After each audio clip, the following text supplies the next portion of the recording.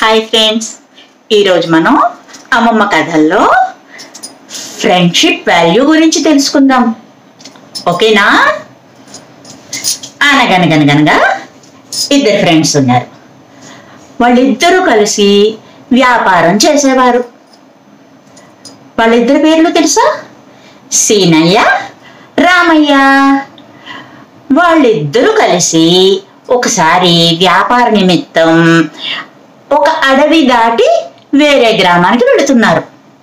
అడవి అనగానే భయం ఉంటుంది కదా, ఏ జంతువులు ఎదురొస్తాయో, ఎవరు ఇబ్బంది పెడతారో అనుకుంటూ భయపడుతూ నడిచి వెళ్తున్నారంట.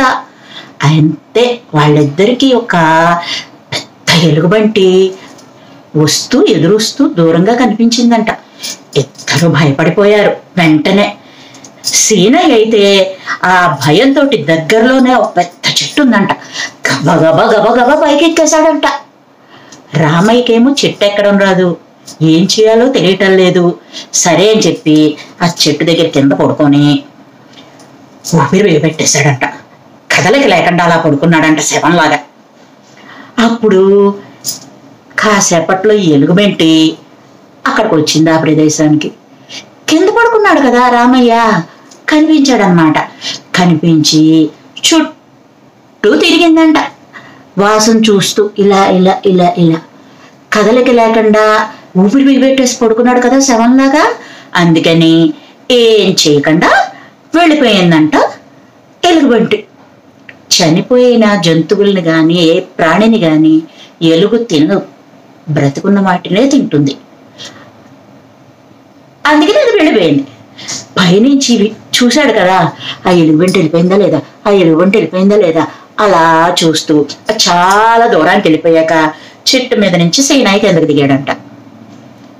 రామయ్య, ఎలుగుబంటి నీతో ఏం చెప్పింది? చెవిలో నీ చుట్టూ తిరిగింది కదా, ఏదో రహస్యం చెప్పింది నీకు, నాకు చెప్పవా అని అడిగాడంట.